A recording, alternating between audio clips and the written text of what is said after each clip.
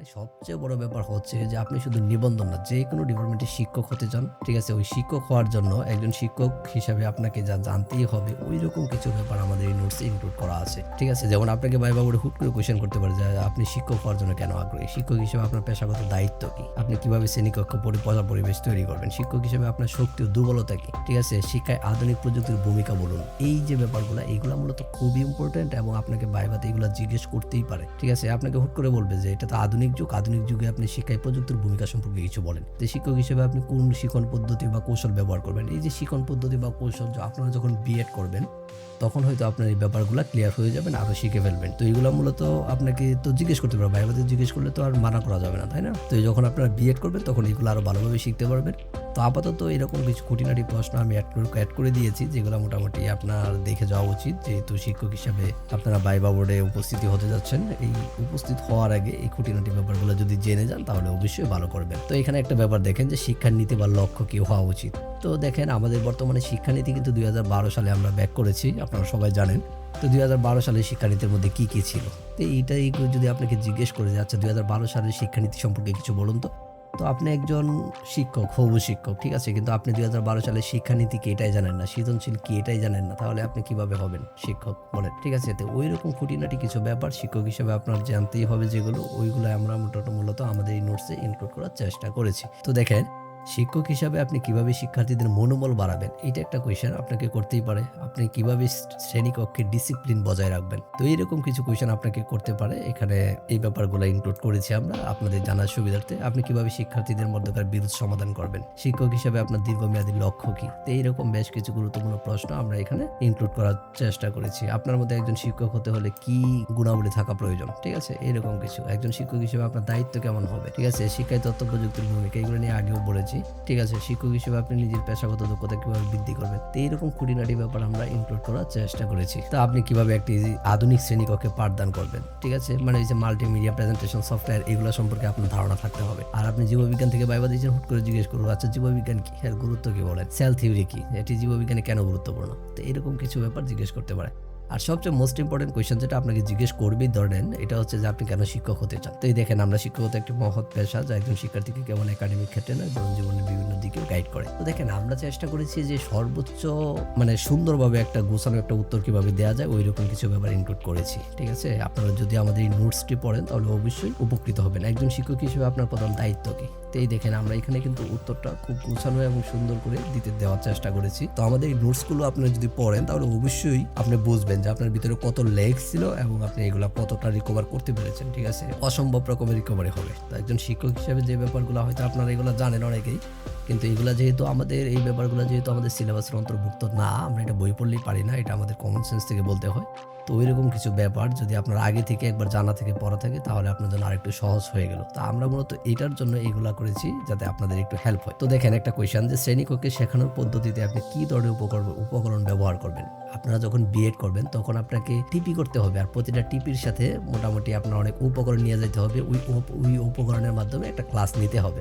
মনে করেন আজকে নিউক্লিয়াসের উপর আপনি ক্লাস নেবেন, তো আপনি নিউক্লিয়াসের একটা মডেল নেবেন অথবা একটা চিত্র পোস্টার করে নিয়ে যাবেন, ওইখানে বিভিন্ন উপাদান পিন আপ করে লাগাবেন, ট্র্যাপ দিয়ে লাগাবেন, লাগায় একটা মডেল তৈরি করবেন যেটা ছাত্রছাত্রীরা দেখবে, ঠিক আছে? দেখেই বুঝে ফেলবে কোন অঙ্গাণু কোথায় আছে, কিভাবে আছে, ঠিক আছে? তারপরে আপনি ওইটা নিয়ে ডিসকাস করবেন। এই পদ্ধতিতে আপনি কতটা ইউজড, ঠিক আছে? Use to. আর যেহেতু আপনারা অনেকেই বিএড করেন নাই, কিন্তু আপনাকে এই কোয়েশ্চেনগুলো স্যার তো আর জানে না যে আপনি বিএড করছেন না, ঠিক আছে? তো এখানে আপনাকে এই ধরনের কোয়েশ্চেনগুলো করতে পারে। তো আশা করি আপনারা উপকৃত হবেন। আমাদের এই নোটস আপনাকে অনেক হেল্প করবে এইসব ব্যাপারে। তো শিক্ষক হিসেবে আপনার সমাজে কি দায়িত্ব আছে?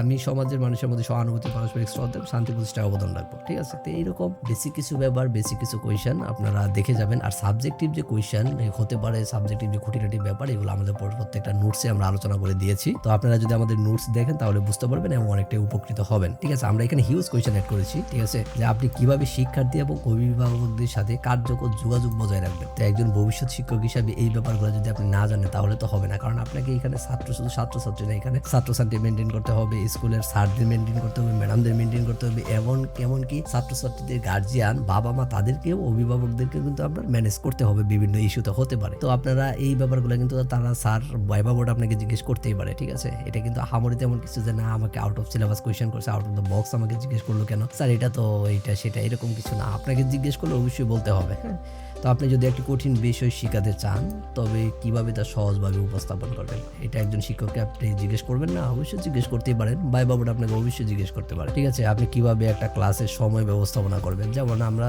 যদি দেখি যে বর্তমানে ফার্স্ট পিরিয়ড 50 মিনিট হয়, এটা প্রতিষ্ঠান ভেদে বিভিন্ন রকম হয়, আর বাকি যেগুলো হয় সেকেন্ড পিরিয়ড থেকে 45 মিনিটস হয়। তো এখানে 5-7 মিনিট সময় অনেক স্যার এটা অনেকভাবে মেনটেন করে। যেমন ধরেন আমরা কি করি যে 5-10 মিনিট 5 মিনিট নিয়ে পূর্ব প্রস্তুতি আছে, ঠিক আছে, পূর্ব প্রস্তুতি, তারপরে বিস্তারিত আলোচনা আছে, তারপরে ছাত্রদেরকে মূল্যায়ন আছে, মূল্যায়ন করা আছে, তারপরে হচ্ছে একক একক এমন দলগত কাজ দেওয়া হয় স্টুডেন্টদেরকে, ঠিক আছে, তারপরে ওই যে বাড়ির কাজ দেওয়া হয়, তারপরে মোটামুটি ক্লাসরুম থেকে বিদায় নেওয়া হয় শিক্ষকদের আর কি, ক্লাস শেষ করা হয়। তো এরকম একটা টাইম ম্যানেজমেন্টের একটা ব্যাপার আছে, আপনি কোন জায়গায় কতটুকু সময় দিবেন। যখন আপনারা বিএড করবেন, ঠিক আছে, ব্যাচেলর অফ এডুকেশন আপনারা কমপ্লিট করবেন, পড়তে থাকবেন, তখন মূলত এই ব্যাপারগুলো আপনারা ক্লিয়ার হয়ে যাবেন। তো আমরা এইরকম কিছু ব্যাপার ইনক্লুড করেছি যাতে আপনাদের হেল্প হয়। ঠিক আছে, আপনার কাছে একজন আদর্শ শিক্ষক কেমন হওয়া উচিত, এরকম ব্যাপার একটা কোয়েশ্চেন আপনাকে দেখবেন ভাইবা বোর্ডে করে ফেলতে পারে। তো আরেকটা কোয়েশ্চেন যদি আমরা দেখি যে আপনি শ্রেণীকক্ষে কখনো বিরক্ত হলে কিভাবে নিজেকে নিয়ন্ত্রণ করবেন। ঠিক আছে, শিক্ষক হিসাবে কিন্তু এই প্রশ্নটা কিন্তু আপনাকে খুবই সুন্দরভাবে একটা গোছানো উত্তর কিন্তু দিতে হবে। ঠিক আছে, আপনার কিন্তু তারা কিন্তু এই কোয়েশ্চেনগুলো করবে যে আপনার কমন সেন্সটা কেমন, কমন সেন্স মূলত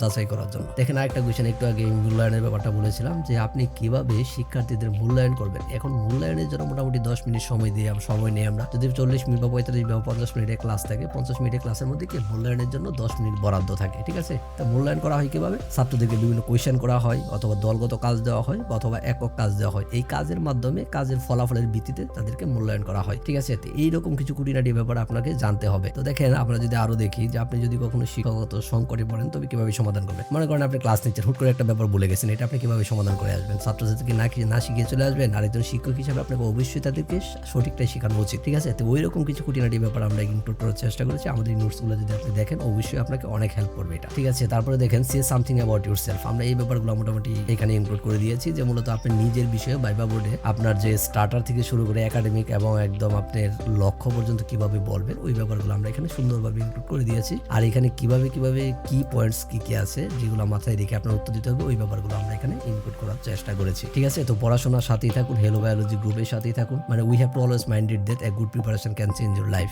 ঠিক আছে, এটা আমাদের মাথায় রাখতে হবে। যেহেতু পরীক্ষা বেশি সময় নেই, তাই যে সময়টুকু আছে ওইটুকু মোটামুটি কাজে লাগানোর চেষ্টা করে। কারণ হচ্ছে যে মনে করেন আপনাকে ভাইভাতে একটা খুবই বেসিক লেভেলের কোয়েশ্চেন করলো, কিন্তু আপনি জানেন অথবা জানেন না, কিন্তু আপনি বলতে পারেন নাই। ঠিক আছে, মেন কথা হচ্ছে আপনি বলতে পারেন নাই, স্যারকে বোঝাতে পারেন নাই। তাহলে কি হবে, আপনি ভাববেন ভাইবা বোর্ড থেকে ফিরে এসে বাসায় এসে চিন্তা করবেন ওই যে কবে রেজাল্ট হবে ওই দিন পর্যন্ত চিন্তা করতে থাকবেন যে রেজাল্ট কি নাকি হয়। তো এইরকম একটা দীর্ঘ সময় টেনশন মাথা নেওয়ার চেয়ে এই যে এখন অল্প সময় দিয়ে আমাদের এই নোটসগুলো ফলো করুন, আমাদের নোটসটা একবার পড়ে ফেলুন, আশা করি এরকম সমস্যা আর হবে না। ঠিক আছে, আমরা এখানে সাবজেক্টিভ অধ্যায়ভিত্তিক অনেক কিছু অ্যাড করেছি। ঠিক আছে, এবং এই দেখেন আমরা শেষ পর্যন্ত নিজের এলাকা সম্পর্কিত যে ব্যাপারগুলো জানতে হবে ওইগুলো ইনক্লুড করার চেষ্টা করেছি। যেমন আপনাকে কোয়েশ্চেন করতে পারে, আচ্ছা আপনি তো একজন শিক্ষক হবেন, তো আপনার এলাকার শিক্ষা ব্যবস্থার অবস্থা কেমন। এখন আপনি একজন শিক্ষক হবেন ভবিষ্যৎ, কিন্তু আপনি জানেন না আপনার এলাকার শিক্ষা ব্যবস্থার কি অবস্থা, তাহলে হবে। তো এরকম কিছু খুঁটিনাটি ব্যাপার আমরা ইনক্লুড করার চেষ্টা করি, অবশ্যই আশা করি যে আপনারা উপকৃত হবেন। ঠিক আছে, তো আপনার এলাকার শিক্ষার্থীদের প্রধান সমস্যাগুলো কি এগুলো বলেন। তো এরকম কিছু ব্যাপার আমরা এখানে ইনক্লুড করার চেষ্টা করেছি। তারপরে হচ্ছে যে এখানে